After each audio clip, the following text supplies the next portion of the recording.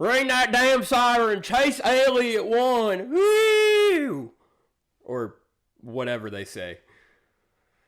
It's siren, I'm pretty sure.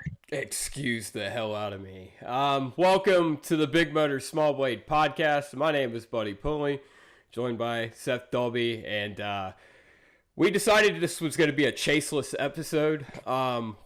We'd had too much of it today, so we went ahead and told Chuck he could take the week off. He may join us later in the show. We don't know yet. But for he now, has strong opinions on one thing from this race. Yeah, But Seth and I will at least muster up some sort of opinion about something later on today in the episode. Starting off, I guess we'll talk about the Xfinity race later on the episode because we have, I guess, more to. We have a whole segment for it now. No, we don't. Well, not that. I meant the. Obviously, Ryan C is going to be someone's sundress, so we'll save that for later. Kyle Busch. It was yet another installment of the Fuck Them Kids 200, 150, whatever the race was called. Whatever. And that's about all you need to know from any other race that went on this weekend. Seth, what did you think about this Cup race? I thought it was on par with the other mile-and-a-half races right now with this car. Honestly,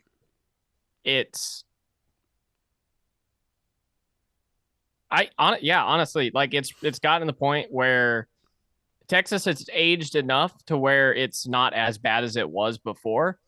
And at the same time, the other mile-and-a-half racing has gotten worse. And I think it's met in the middle, to be honest, but kind of more, at least interesting to watch. I wouldn't call it better racing, but at least I would call it more interesting to watch just solely because Texas is so treacherous. Like you can get up there and run a second lane, but it's going to bite you at some point. Yeah. So, I think a lot of people blame the track for a long time, and I still think the track is awful. But I think it is showing the glaring issues of the next-gen mile-and-a-half racing, and it pretty much has since we went to the next-gen car. And even before that, it kind of previewed what this, a lot of on-throttle time will do to racing. Yeah, I mean, it was painful for me to watch today. I mean, it's too much on throttle time. That's all. I mean, that's all you got to say. I mean, Texas. Yet somehow we're still downshifting into the corner. I couldn't grasp how that. Yeah, I couldn't grasp that one. I was like, okay, but I thought some guys were doing it in 3. Maybe I'm crazy, but I don't think people were doing it. People were upshifting right before they got to 3.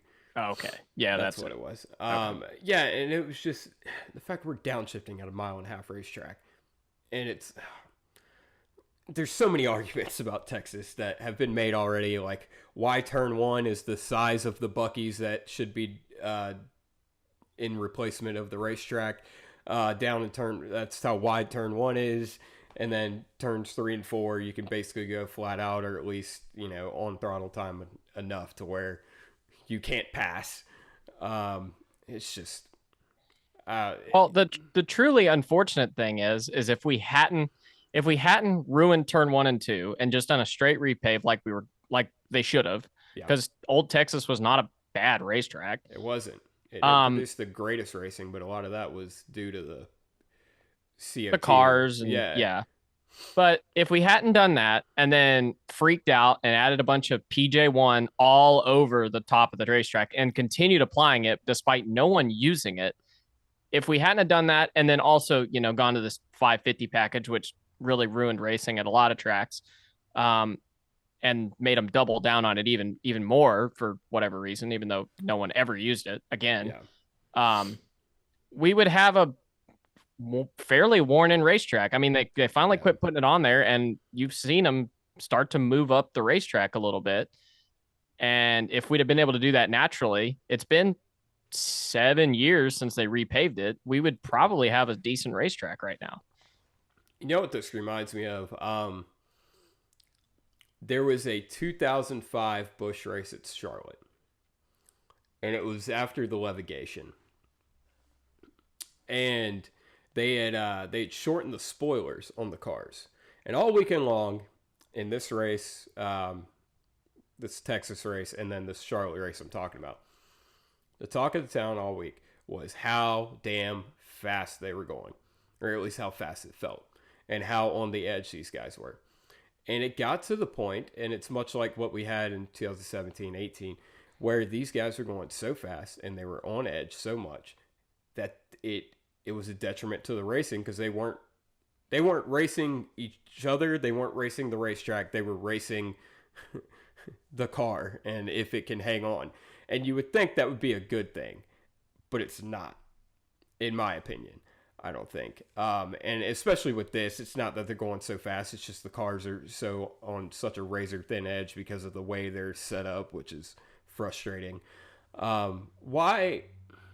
I'm trying to formulate and put together a basis for my, reasoning for why that's not a good thing. Why do you agree with that, or you think it's? I don't fully agree with that, and partly because I've gone on record so many times defending old Atlanta and how good that was. So if I agree with that opinion, that's going to be completely hypocritical. But also, I don't fully agree. I think today we had. I don't think if the cars were in the racetrack more today that would have helped. I think it would have just been a total slot car race if they were in the track. So definitely, if we could find a way to slow them up in the middle of 3 and 4, it would definitely help, though, for sure. I think it's not that, and this is probably gonna not make a whole lot of sense, so bear with me. I think it's not that we need the cars to be more in the race. We need the drivers to be in somewhat control, but not so much. We need to. I'll put it like this: there wasn't a discrepancy in who busted their ass today. Yeah. We saw some of the best drivers out there bust their ass today: Denny Hamlin, Christopher Bell, and then we had scrubs like Michael McDowell. No, I'm kidding. He had a decent run going, but anyway, there wasn't, like I said, there wasn't a discrepancy in who ended up meeting their demise in turns 3 and 4 and 1 and 2. I mean, hell, Jimmy Johnson spun out twice this weekend. Kyle Busch spun out. And I feel like if we had a car that wasn't just so unpredictable, I guess in a sense, it would. See, I don't know. It's tough. Because it's like you want to see guys make mistakes, but it's like you want to be able to catch it when you make a mistake. You want to see some rhyme or reason as to why it is. Yeah, I think I hit a bump, and I don't know. Maybe I'm wrong. I don't want this to turn into another 25-minute rant about the next gen car. Yeah, so I'm gonna be careful, but I am gonna say that I think going completely to a ground effects car with basically no side force, it kind of works against you, because as soon as you get the least bit squirrely, you're kind of out of it. Now, yeah. I mean, some guys were able to keep it out of the wall today, but they weren't able to keep it going straight. Yeah. So, yeah, I don't know. I think honestly, maybe you're right. Hang on. I think we need to put more fucking horsepower in the car. because if we're entering turn 3 with more speed, more momentum, we're going to have to back the corner up a little more. And I think that solves a bit of this problem. Yeah. And also, we've said for years, getting the center of the corner speeds down is only going to help racing. And it would help this problem. I think also what I mean is you hit on it and kind of maybe realize what I'm trying to say. They're not able to catch it. The best drivers in the world, they have no shot of catching it. And that's I guess what I was trying to get at is there's no discrepancy in who busts their ass, because everyone's, if you get out of shape, you're gonna lose it. Like, that's just how it's gonna be. Whereas Denny Hamlin, in a car where that he could save it, he'd probably save it. And then a lesser driver would probably end up wrecking. And there was in any older car, Denny Hamlin's little adventure he went on in 3 and 4, he probably just gets loose and loses a couple spots. Yeah. Because Denny has plenty car control. We know that for a fact. Yeah. But I mean, think about any of the, I guess, big saves in the next gen car. There's not a whole lot of them where they actually ended up going straight. And usually the ones they were, I'm thinking like a Kyle Larson at Vegas last year. He had to use the wall. Reddick today. But did Reddick have to use the wall? I don't think he got. Yeah. And also, he had, like I said, he had 3 football fields to save. Yeah, exactly. So, well, I mean, even then, like the even having the 3 football fields, that shit's like ice, kind of. Yeah. So I don't know if that helps. I mean, we saw with Blaney, obviously he got punted, but once you get up in that stuff, you kind of keep going. Yeah. But I don't know. I think Texas still needs to be bulldozed, but that's just my opinion. I appreciate you all bearing with me as I work through that thought I had, as most of you do on any given week that you listen to this podcast. You listen to me work through all my thoughts. Kyle Larson, he had the dominant car of the day, and then inexplicably, 30, 40 laps after they pitted, maybe not like that long, I don't remember how long it was, but his wheel falls off. Yeah. And they'd been going for a little bit. I don't think it was quite 30 laps, but they've been going for a little bit. Didn't Truex also had this problem today too, but they caught it early enough that they went in. His was right after his stop, though. Oh, was it? Okay. I think. Yeah, that was the Larson thing is weird. I think I don't know. I guess it didn't break, so it couldn't have been like cross-threaded. Because usually when they cross-thread them, they like wear down the aluminum and it actually breaks. Like Chris Buescher at Vegas. Yeah. Yeah. So yeah, I don't know. Maybe just the locking nut was kind of like loose-ish. Yeah. Maybe it just wasn't in there all the way. I don't know. I don't know how that. I guess it could be if you've ever had like a Tupperware bin that has like the clamp, handles on it, and that's how it closes. Clamps to the top of the lid from underneath.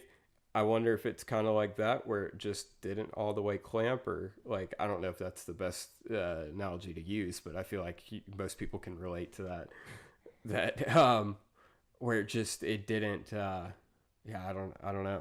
Right.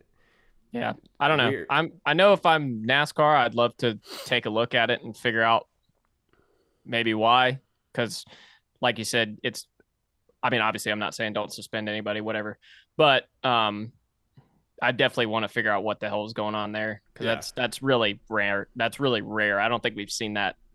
I don't think we've seen that all in the next gen era. So yeah, I don't know. Yeah, that kind of opened up Pandora's box for this race. After that, pit strategy all day long was kind of all over the damn place. But it was as is tradition at Texas nowadays. Yeah, it was a Kyle Larson show for much of the beginning of the race. In a race where he said he was more on edge driving this car and felt like he was going faster than he was when he was driving an Indy car earlier this week. But anyway, he got mired 2 laps down and never was ended up back in the car, or back in the position to win. Okay. Anyway, Chuck was texting me. Old Chuck, yeah. After that, like I said, pitch strategy opened up, and I don't remember exactly who. That was when kind of the Reddick and Hamlin took control of the race, right? Yeah. And that's when we all started seeing a lot of wrecks, and this race kind of turned into what a Texas Next Gen race has been for a while, is a wreck fest towards the end of it. And I mean, I don't really remember anything of note that happened in between that and the ending of this race. Yeah, I don't know. It's just, like you said, it's just a Texas Next Gen race. Yeah. And it all came down to several green-white checkers, which you guys know. As it always does. As it always does. Denny Hamlin busts his ass and spins out trying to beat Chase Elliott. And then Chase Elliott, after you would have thought it was 20 years of trying, 20 years of frustration. I mean, it 7 generations had passed and all since Chase Elliott's won a NASCAR Cup Series race, when in all honesty, it's been a year and 6 races, and it would have been more than that had he not thrown a temper tantrum and wrecked Denny Hamlin at Charlotte. I will keep saying it and keep saying it. And Chase Elliott wins for the first time since Talladega in 2022. The irony that he had to beat Denny Hamlin to do it, and Denny wrecked doing it. Yeah, it wasn't Chase's fault, but the irony of it is pretty funny. Yeah, and a little bit Ross too. They've had their tips too in the past. I think we all know. My and our opinions of Chase Elliott. Nothing pains me more than to see that group over there happy. Yeah, I don't know. I don't have much to say about a Chase Elliott win. I mean, it wasn't that long of a winless streak. Like, Kevin Harvick, he had a 44-race winless streak between winning Richmond in 2011 and Phoenix in 2012. Granted, there wasn't a full season in between it, which there wasn't for Chase Elliott either, because he missed 7 races. And it just that's a technicality. It didn't feel like I'm. If you're gonna play up Brad Keselowski, he's on a winless streak. Yeah, I feel like you gotta go more than a year and a couple races to start crying about a winless streak, or just start drumming it up. Which, I mean, that's people's job at Fox and all this to play it up like, oh, Chase Elliott hasn't won. Can he snap the winless streak? But I mean, I don't know. They've been fast all year long. I can't take anything away from Chase for that. They've definitely been a lot better than they were last year, which adds up. It's a even number year for them. Yeah. But I don't know. He got out of the car and the crowd was going wild and he was going mild as normal. I don't know. It looked like he was about to cry to me. I mean, maybe he was. I don't know. To be honest, I was kind of looking at my phone, tweeting angry tweets because I was upsetty spaghetti about how it ended. So maybe he was about to cry. I don't know. Hooters streak is over though. Shout out to Hooters. We got friends over there at Hooters, so shout out to them. Shout out to who is it, Miss Hooters International?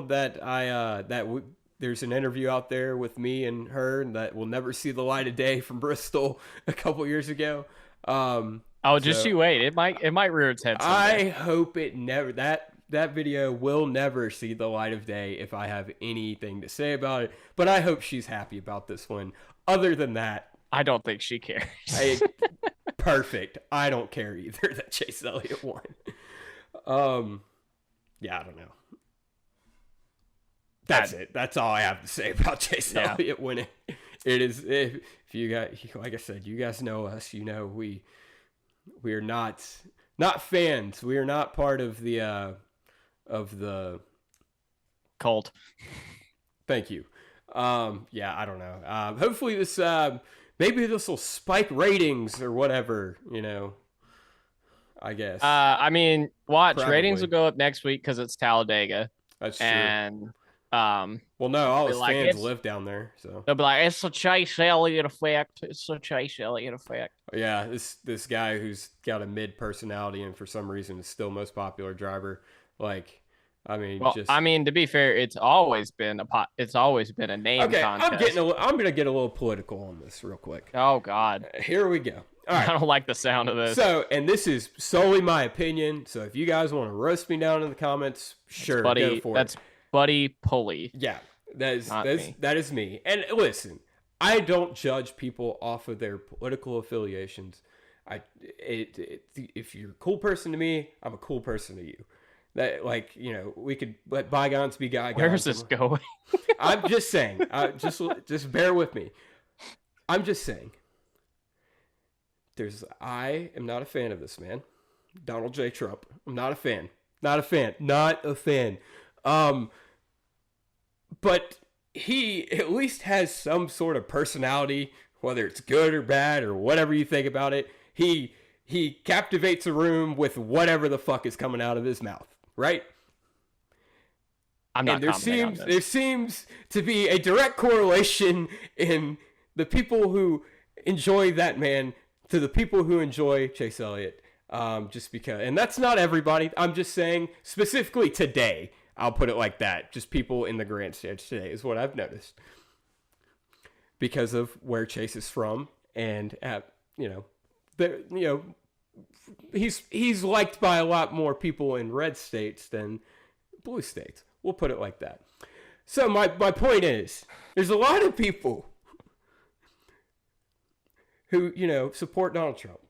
And they like him because he says whatever he wants and he stands up for what he believes in, and, you know, he's loud and he captivates a room. I can't think of a person who's as polar opposite as him as Chase Elliott is. And it doesn't make any sense to me why people like this guy. Like, I don't know. Like, that might upset some people. I don't care. That's why my name's on the podcast and y'all's aren't. But, like, I don't think there's a correlation there at all in why. The bullshit. No. There is a correlation in the people, but there's not a correlation in the reason they like both of those things. I'm just saying, like, people love personality, and my boy doesn't have that. I mean, to be fair, not everyone cares. I'm wearing hockey gear. There's no one in hockey who's like that flamboyant of a personality. Yeah, but that's also a team sport versus a, you know, singular driver person that, you know, there could be, like, the Carolina Hurricanes. They have a personality as a team. You know, the bunch of jerks thing, the storm surge at the end of it. You love to see a personality of a team. And hang on. You continue, and it's gotten worse recently. You continue to go on this anti-Chase Elliott solely because he has, quote, no personality. He doesn't show it. I'll put it. I know. But I don't agree with that either, because I think I said this a couple weeks ago, but I think that's part of the charm. And to be fair, it's definitely not the reason I've not been a fan of his. It has nothing to do with that. It in the past has been his lack of racecraft and just bulldozing people a lot of times. But to be fair, he hasn't done that a lot recently. So I'm kind of like, he was aggressive as can be today, never got into anybody. So I kind of liked what I saw out of him today, to be completely honest. Chase Elliott fan Seth Dolby. No. Back. No. Mind you guys, in that room that Seth is sitting in, there is a Chase Elliott tire. Because at one point, Seth was going to, it's right there. It's right there. There's a Chase Elliott tire. Chase Elliott sympathizer and supporter, Seth Dolby. That's because I only had like $30 total in my account, and the Jeff Gordon tires were $50. Okay, well, either way, I mean that is literally the reason. My crusade against Chase Elliott is, I've said before, like Kyle Busch said, it's not necessarily Chase I got the problem with. It's his fans that are crazy, and then also I'm frustrated with him as a person for his lack of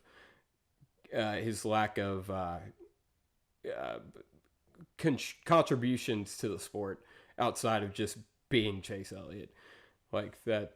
But whatever, that, you know, you don't have to agree with me. I just have the microphone.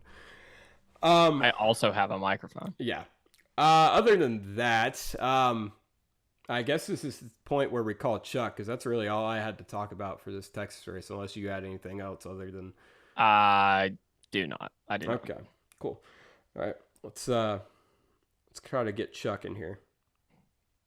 Mostly because I've been avoiding going on a mild rant about the 5 team. Go for it. I'm not ready to do it yet. Oh, you're not?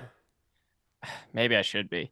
I don't know, dude. Like, they've had, by and large, the fastest car for the past 2 seasons, this and last season. Yeah. And have 5 wins to show for it. Yeah. Like, it's really starting to grind my gears. Just because it's like, you're ready to, you have the car and the driver to whoop ass every week.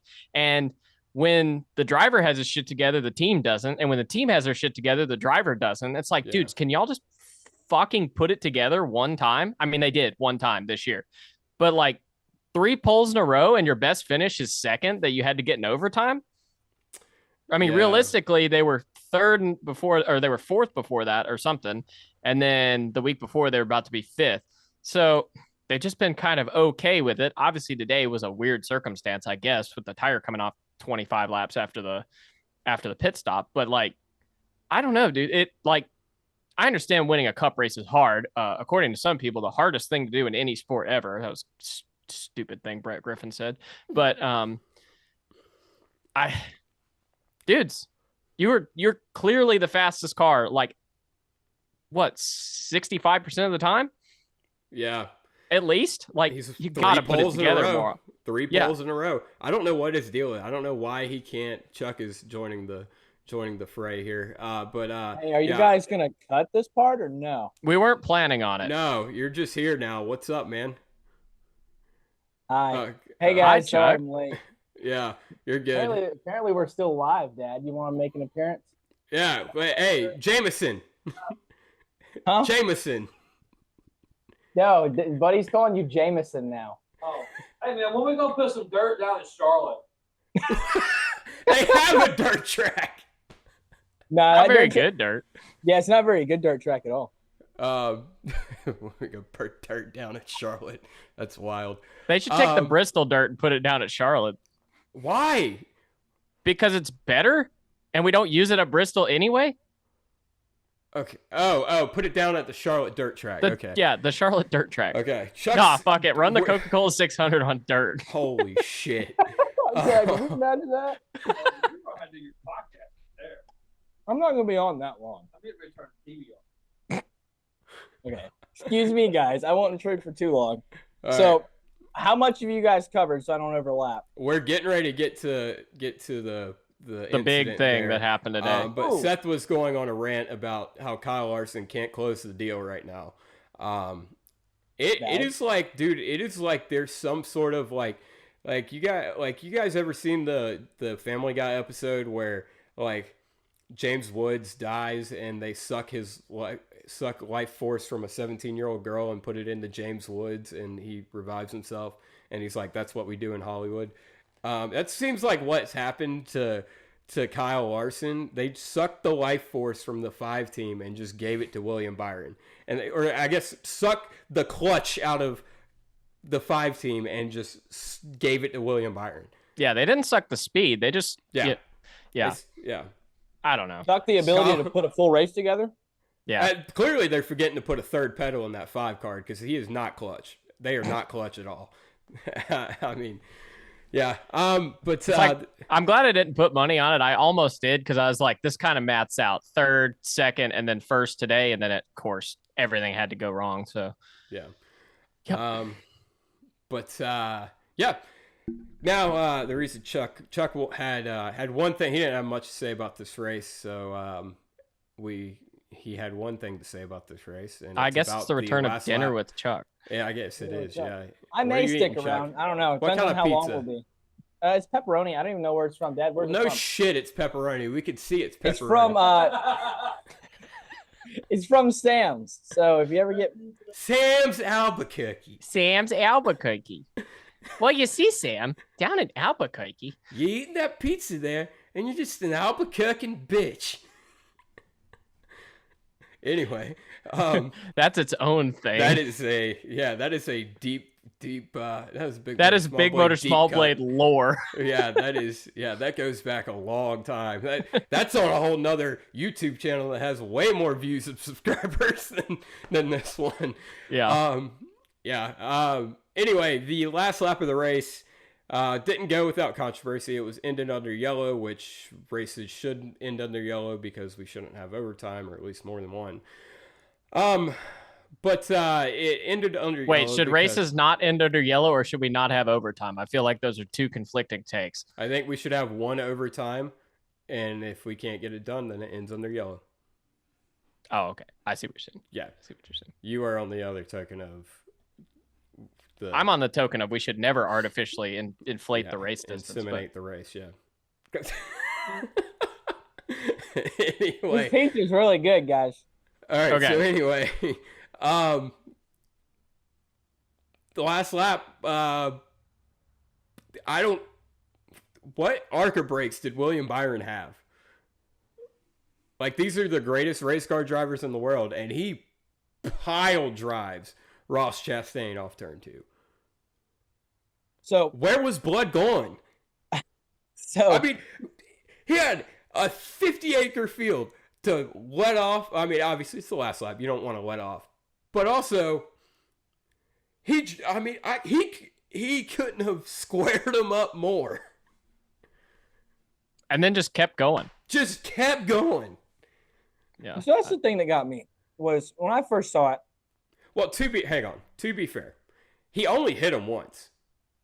No, he hit him twice. Oh, he did hit him twice. Okay. All right. Have you seen the in-car? Ross was gonna. Okay. You talk. I'll try to find Ross was not going to wreck before the second time. Okay. I saw an angle where it looked anyway. When I saw the TV angle, I thought, yeah, William kind of plowed him, but I mean, Ross was slower off the corner, and he was. So I guess it kind of looks like a racing deal. Once you watch the in-car, dude, he hits him and then just matched the throttle and finishes him off 3 times.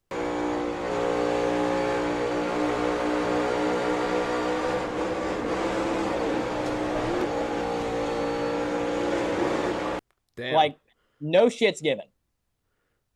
He did not have any, like, if you run into the back of him because he got tied off the corner, racing deal, fine.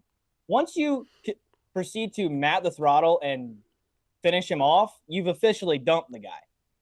Well, that, and he exited the corner like he was going to be by himself, and like you can't see that he's slowing down, and then you're going to be beside him. Like, exactly. It looked like, it absolutely looked to me like he just ran it in there and said, "Fuck it, I'm going to wreck him." So then his quote is, "I hate to do that to him. I didn't really want to, but I had a run and it's the last lap." So he's basically openly admitting. You know what he said? You know what he said to front stretch? He told him he said to front stretch he was there. Well, no, he wasn't. I don't know. That's what I'm saying. Like, William Byron said he was there. Well, William Byron's head is getting really big, so his forehead may have been there. I don't think you're allowed to talk about foreheads, Chuck. Okay, here we go. I got the on board now. So we'll let you take a gander at that. But I have an opinion on the sentiment around this whole thing. It's what really bothered me the most. We're gonna let Buddy do his thing. But you know you can do this in editing, right? Oh, you're gonna show him. Okay, that's what you're saying.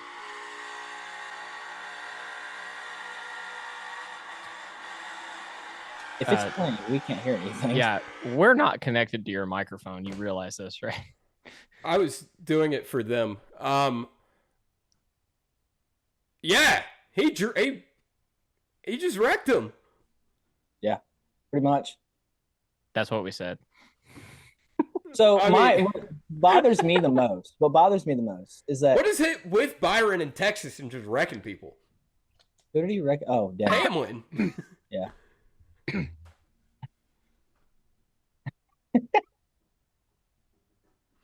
What was funny? My dad, also known as certified Denny hater. Okay. He's laughing. Just anyway, what bothered me the most about this whole thing, and I'm going to say this in the most unbiased way possible, but it bothers me. You go on Twitter, 75% of NASCAR Twitter is blaming Ross Chastain. And it gets summed up. It gets summed up to the fact that some drivers, and specifically a certain half of Hendrick, get way more fucking protected than anybody else in the field. Yep. You place the guy that won in the 24, same sentiment. Anybody else, you flip the one in the 24, Ross's fault, 100%. Yeah. You put the 5 in the 24 spot, Larson's fault, 100%. Bowman, oh my God, people will be crucifying Alex Bowman, calling for his job. Yeah. Any Gibbs car, any Penske car, Suarez, any RCR car, does not matter. The only two people who can get away with that and then get off blame-free are William Byron and Chase Elliott. Yeah. And it's bullshit. I mean, the fact that people are fabricating and actually believing the fact that is Ross Chastain's fault because he made an error as a race car driver and slightly missed the corner, and somehow that's his fault for getting cleaned out, is asinine. I said as soon as it happened, Yeah. and I kind of backed off of it because of the replay I initially saw, and I don't fully think this, but in the moment, I was like, William Byron should be suspended. But That's a little much. No, that's way too much. That should not, but I mean, that was how egregious it looked like to begin with. And it's pretty fucking egregious what he did. I mean, I mean, for all the hell that Ross Chastain caught last year, at least he was racing people. Yeah. And just busting his ass and doing something stupid. I mean, he just wrecked him. He just took him out for nothing to do. And what makes it even worse, he didn't even gain a spot from it. I mean, I thought he finished second. No, he didn't. Third. They rescinded it and gave it to Brad. Oh, rightfully so. Okay. Yeah, exactly, rightfully so. And when Brad was calling for it to be reviewed, I was like, "There's no shot. Sorry, Brad, your car doesn't have an H40 on it, so you're not getting shit from NASCAR." I love his replay. He was like, I'm not accepting that I finished third until I see a replay. Yeah. But and it's interesting to know that it doesn't look good for NASCAR that we can retroactively alter the finishing positions after we've come out with the results. You know. Oh, so you're telling me Joey Logano did win Richmond? I'm just saying, I'm just saying, it's interesting that we can do that as long as it's not the winner. Well, we've done that with the winner before. With the winner, with Joey Logano at Richmond. I'm just saying, they didn't take the win away from Joey Logano. They cucumbered it. Yes. They have taken the win away from Denny Hamlin at Pocono. Well, based on and we've done it at Talladega. Yes, exactly. I'm just saying it's glaring. Recency is all this sport lives by, it seems. And so this is, here we are 2 weeks removed from Richmond, and we literally spent a week talking about how Denny Hamlin probably shouldn't have won Richmond because of what he did. And now here we are 2 weeks later, and when we're saying, no, we can't take it away from him. But it's like, hang on. It's like we're coming to one of the restarts today, one of the last restarts today, and they're like making this big deal about, oh, when do you go? And Clint Boyer's like, well, in the box. And Harvick's like, well, yeah, you better make sure you go in the box, because if you don't, you're definitely going to get made an example out of. I'm like, really? So 2 weeks ago, it's fine, and we won't make that call, and blah, blah, blah, blah, blah. We don't want to affect the finish of the race, whatever the hell.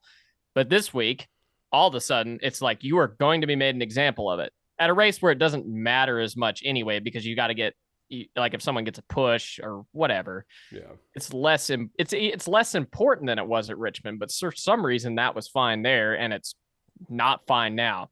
Well, we want the leader to have an advantage for sure, but we're going to double them up. We're going to give them, give them every possible reason for second, third, and fourth to get there. I don't know. It's so dumb. I don't like any of this. It's all stupid. Yeah. What the sports thrives on is being stupid. It does thrive on controversy. Yeah. Yeah. So I can't wait for we're gonna see all week the William Byron Ross Chastain thing. Here's something that frustrates me. Because of who William Byron drives for and what manufacturer it is and the pull that team has at that manufacturer. Hendrick at Chevrolet. I don't know why I'm being coy about it.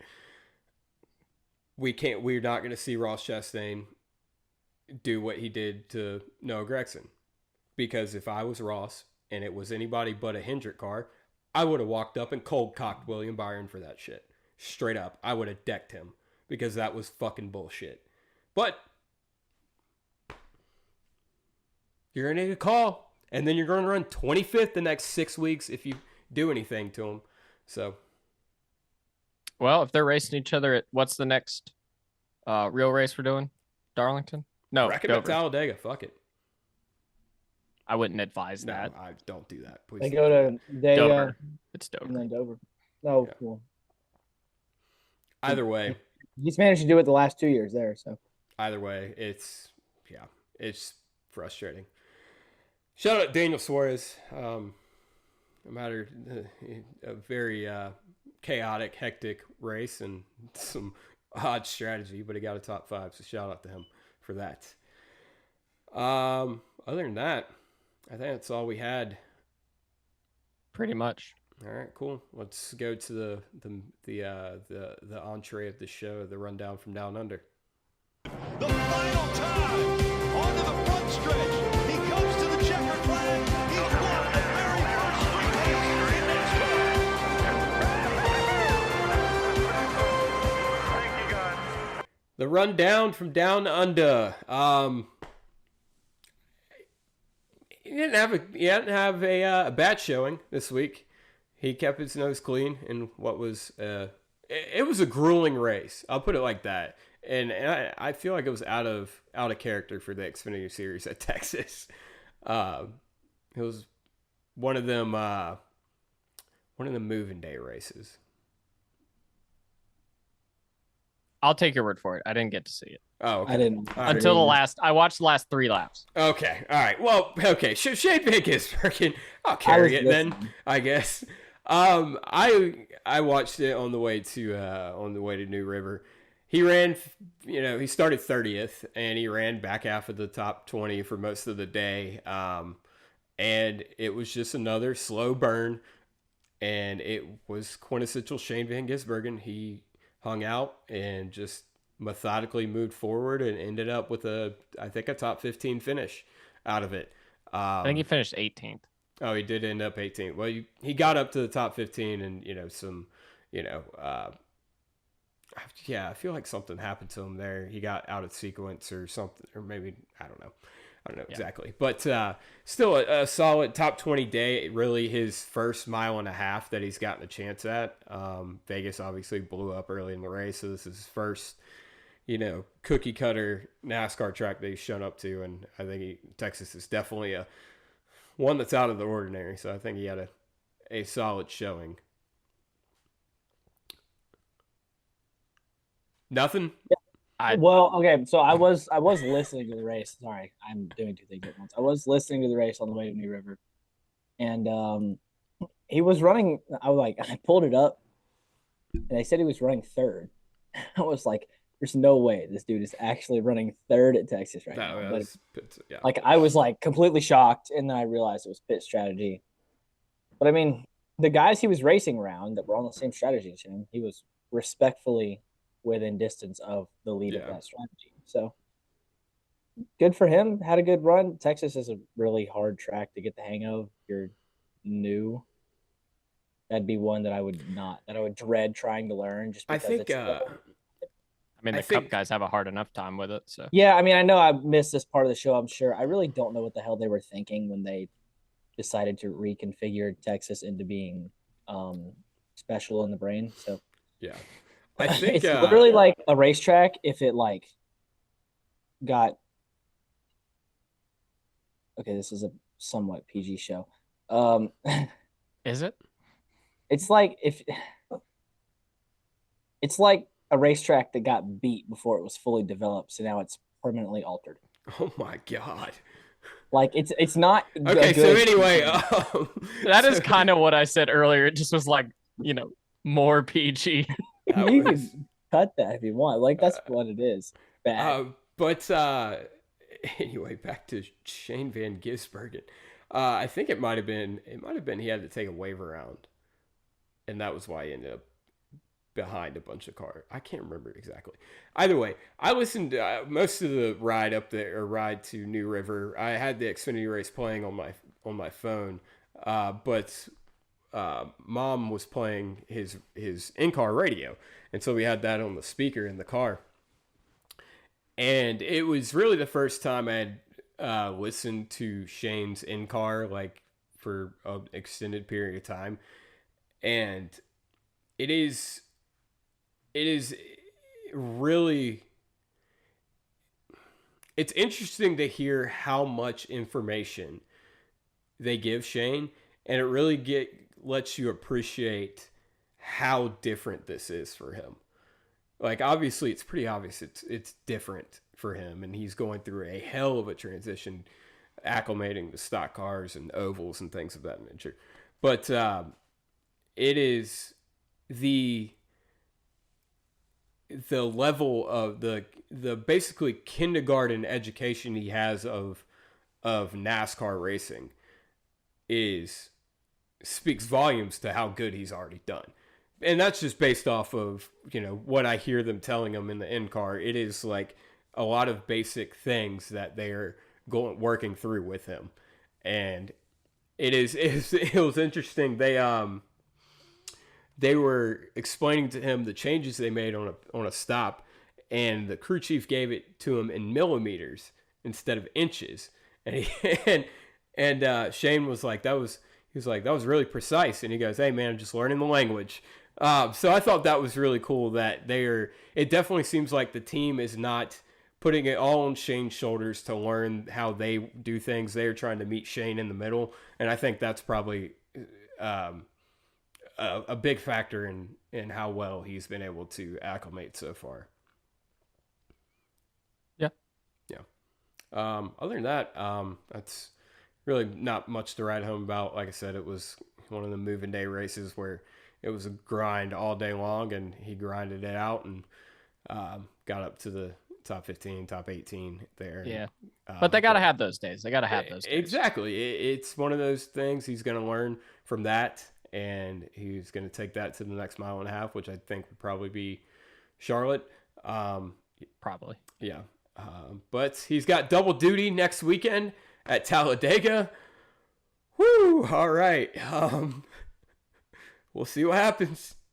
It'll be interesting. Yeah. Which race does he finish better in, Cup or Xfinity? Cup. Yeah, Xfinity's been a shit show the past couple years. I think if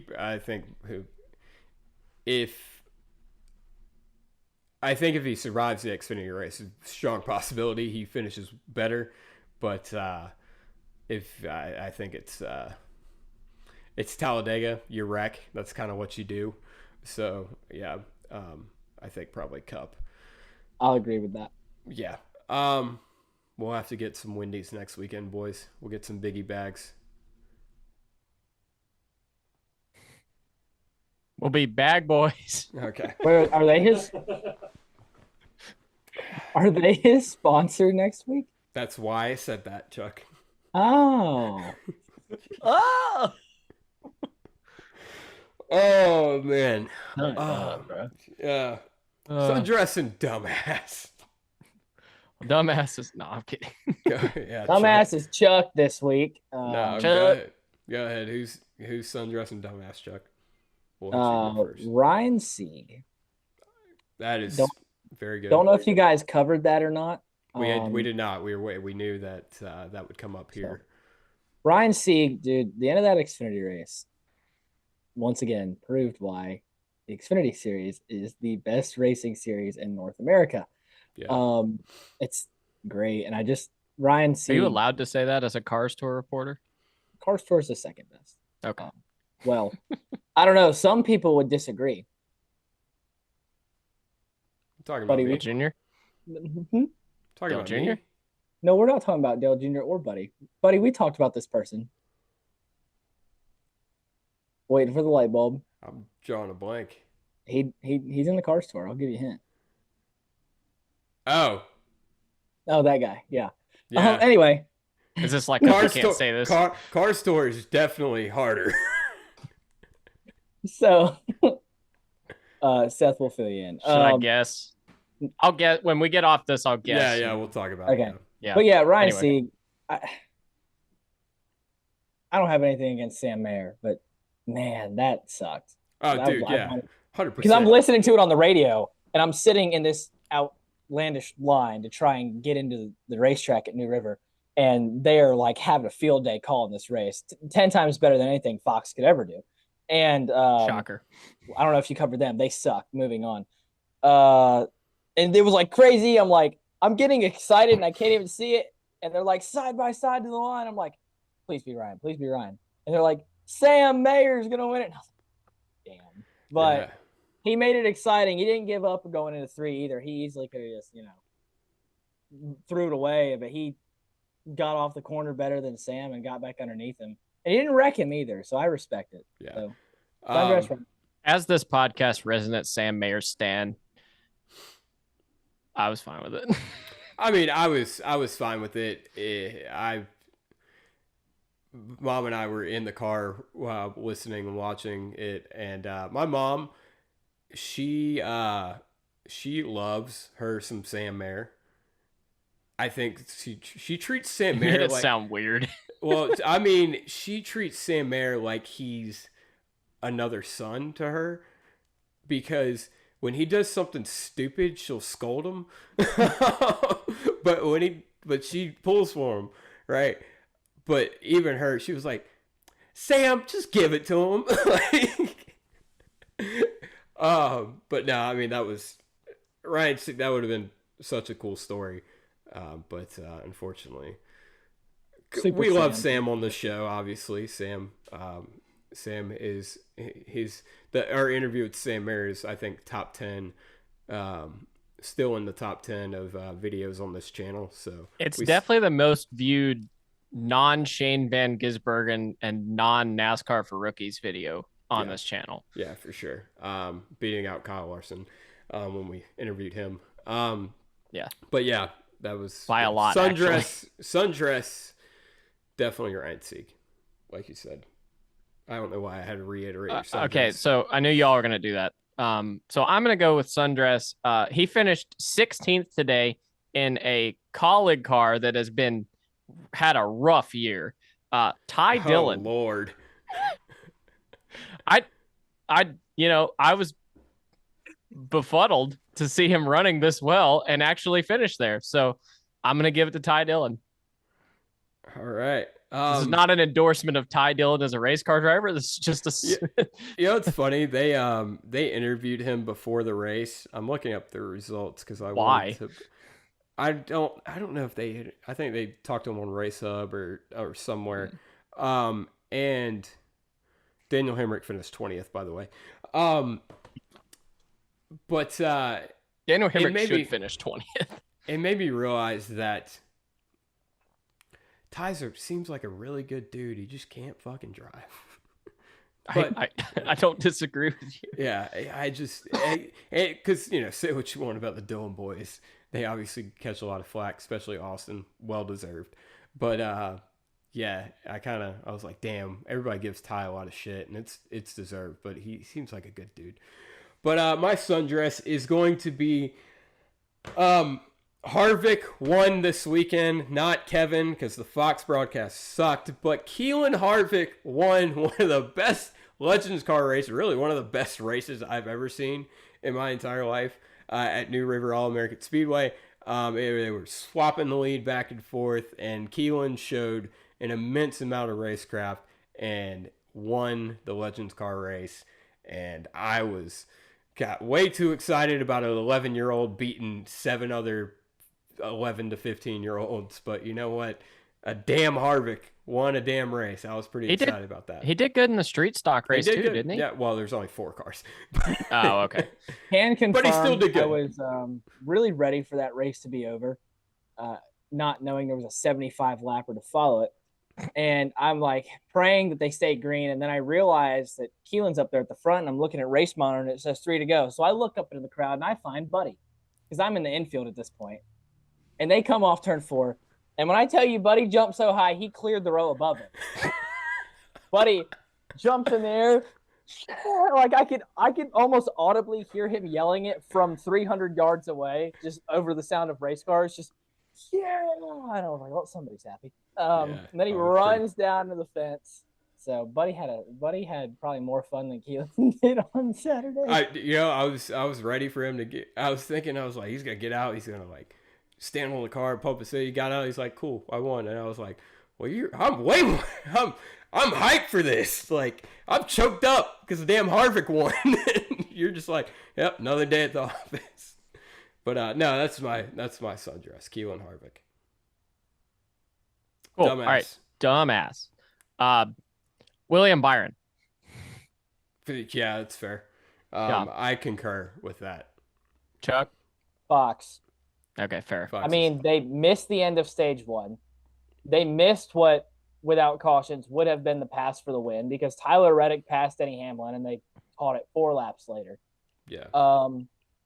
They missed Larson's tire coming off, except they covered that once they came back from commercial. They missed everything. That at least a couple of those were under caution, though, were they not? Yeah. No, the Reddick and stage 1 thing were both under green. Wait, no, hang on. So I was on the phone with my mom, so I wasn't fully paying attention, but I swear I remember them having the graphic final lap and seeing Kyle Larson cross the line. I don't remember that part. I'm pretty sure they did, and they went to commercial real quick.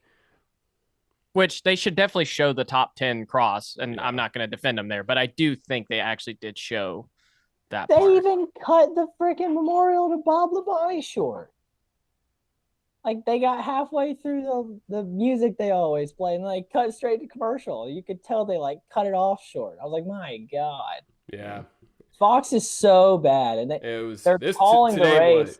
They're calling the race, and they're like when Chase Elliott went 3 wide for the lead, they're like, and there goes the 9 to the lead. And I'm like, you guys got to pick up the slack for your production crew. And they did not today. They didn't. Or like when Harvick started, he's like, oh, I can't believe he took the outside. And I'm just like, they're not choosing, Kevin. What the fuck are you doing? Yeah. Well, to be fair, why are they showing the damn choose cone? If they're like, I don't know. It's more of this problem goes above Kevin Harvick, but it was just funny.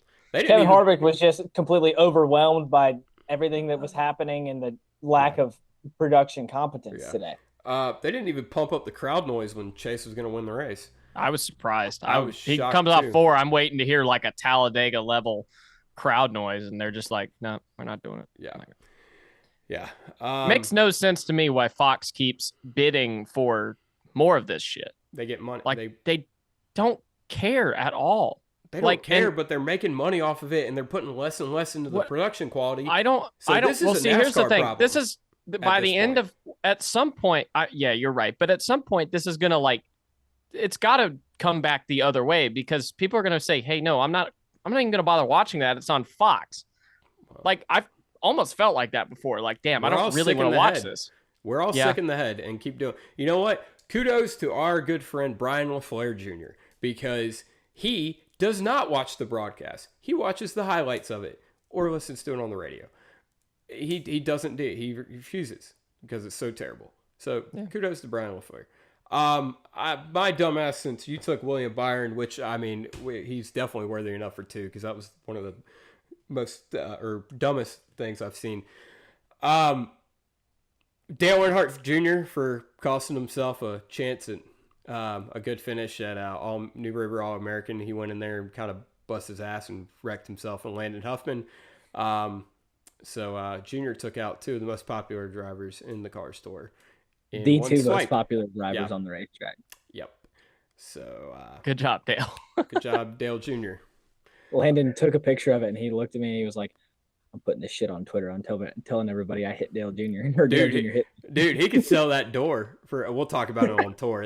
We'll talk about picks. Watch on tour for this week. Yeah, picks for Talladega. No, don't watch on tour. watch on tour. On tour is killing it. Watch Push to Pass when the IndyCar series finally races again. And Seth will get to talk. Is that next week? Finally races again. Yeah, exactly. Finally. Yeah. If I could ever pick up some freaking momentum with the IndyCar series. when they start the Well, 2024 season Part B If IndyCar could ever pick up some momentum in their just in general, yeah. Yeah. and their schedule making, maybe. Hey, those 43 views you got on the first episode of Push to Pass, it probably moved the meter a little bit for IndyCar. 57, thank you. Oh, really? Okay. I'm thinking. Okay. Do not discredit him. I'm sorry. My bad. Chuck and I are just on a thriving show called On Tour, who got 1,000 views. Thank you to Shane Van Gisbergen. and might be about to get endorsed by the car store themselves. So. Yeah. Don't say that yet. Oh, come on. Picks for That'll just Talladega. entice. Picks that'll for just entice Talladega. people to watch it. Picks for Talladega. Chuck gets to go Todd first. Gilliland. Todd Gilliland. So hot. Y'all act like I don't say that every time someone That says the. overshadows anything that I just said Yeah. and gave away. Y'all Go act ahead. like I don't say that every time someone says Todd and then Gilliland afterwards. I wasn't expecting it. Anyway, who are you picking, Seth? I picked. Well, last week I picked Blaney. So did I beat whoever? Oh you picked? no, I beat you then. Yeah. Who did you pick? I picked Bubba Wallace. You Oh. picked Bubbles. Okay. Yeah. I'm going with Eric Jones. I'm gonna go with Michael McDowell. Oh, that's solid. Yeah. So you took the worst version of mine. Got it. Yeah, pretty much. Yeah. You had first dibs. I saw Todd pop up in your thing. I was like, damn it, I wanted to do that, and I was like, well, we'll go with McDowell. Fuck it. Yeah, Chuck, you picked William Byron. I don't think he said that, but shout out to him for being a Winning fucking moron. again because I'm well. Okay, I would have won if he hadn't wrecked Ross. So Yeah. Yeah. Had no Um, effect on it. Yeah, it didn't need to happen. Other than that, was Texas He's probably bitching? going to win. Or bitching. Was Texas bitching? It was definitely worth bitching about, but was it bitching of her? So I got a question because me and Peter were talking about this. Peter. So is our scale on the bitching scale? Is it how much we bitch about it, or whether or not it was a good race? Because it can go both ways. Whether or not it's a good race. Have you not heard the phrase, man, that's bitching? I have, but Okay. like he That's asked, what we- and I was like, okay, now you've given me. Hey, the second look. thought. Well, hold on. This deserves some explanation. You guys Does will it? never. You guys will never hear why Sundress and Dumbass is called Sundress and Dumbass, unless you see us at the racetrack and you specifically ask us why that is. We'll tell you. But the reason bitching is that no one. Seth and I hadn't said the phrase bitching in God knows how many years. I've been saying it for a long time. Nope. Yes. But we're at Indianapolis. Jimmy Johnson is practicing in IndyCar. At least this is where I think it came from. And Chad Knaus is in the pits, and he signs this painting they did of the Allies Cadillac from Jimmy's Rolex around that year. It's beautiful painting. And Chad goes to sign it, and he looks at it, and he goes, "That's bitchin'." And that was at least when I started saying bitchin' again. And that's where I thought the bitchin' scale came from, because we started out with the bitchin' scale. That might be on where the the show. bitchin' scale came from, and maybe, but I've been saying it ever since like, when did Stranger Things come out? Like Okay, so 2018? Anyway, Seth is a hipster, so disregard I'm that not a whole hipster. story. Disregard that whole I just story. said I took it from a popular thing. How would that make me a hipster? I don't know. Was Texas bitching? No. Long story all. short, no. Texas is not bitching. No, Texas sucks. They need to use it as a Buc-ee's. They need to no. build. There's a Buc-ee's across the street from it, and I think there needs I to wanna be go another down there. Buc-ee's I want to go down there just to go to the Buc-ee's and not go to the racetrack. on race I've done that. weekend. So what they need to do is they need to give it the Hiroshima treatment. Oh my god! Well, they did try to blow it up that one time. Well, they should like try again and succeed this time. Like, Seth tried to tell North Korea on this podcast one time that we had like government facilities in Texas Motor Speedway. Yeah, that was a part of my plan. It didn't really work. Kim Jong-un did not take my call, but I was trying to do us all a favor. They need to. That is. Hang on, let me clear. That is a joke. That is a Seth Dolby joke, by the way. It is. For the record, mine was also a joke too. Yeah, obviously. Duh. Yeah. Okay. But they seriously need to just take a bulldozer and plow it and just start over. Okay. All right. You guys know I love Marcus Smith and I love Denny Hamlin. But let's be real. It's coming down to the end of that race. You know Marcus Smith is sitting in a suite. Does he chuckle when Denny wrecks? Yes. 100%. Yeah, he just got There's no roasted. chuckle. He is laughing his ass off. Yeah, he just got roasted by Denny on Twitter. Yeah, I bet he's chuckling a bit. Okay. We never talked about that last week. We didn't. Yeah. Denny dub. That was a Denny dub. I'm neutral. No comment. Of course you are. It's because you're a shill. No, I'm kidding. It's because you're a professional. So Yeah, I'll say it. I thought it was Marcus got his ass waxed by Denny don't- Hamlin well, on Twitter. I think it was one of them deals where everybody lost. Here's my thing. I think it Here's was a my bad thing. look. I mean, it's not a great look, but here's the thing to me, though. Denny come up when Denny was talking, he was making good points. And then Marcus would just kind of come back with, yeah, but you haven't won a championship. I don't know how that's not a win for Denny Hamlin. Yeah. Anyway. Because he hasn't won a championship. I guess. That's all we really have for this show. Again, thank you to all the subscribers. We've gotten a lot of nice comments here in the past couple days. And so we always appreciate that and always appreciate I'm sure we'll get a new couple subscribers. mean ones this week. Now I that hope so. I hope so. I really do. I hope we do. We need to balance life out here. But I think Chuck's mic died, but that's irrelevant. Yeah, I don't know. See you guys next week. Watch On Tour and go fuck yourselves.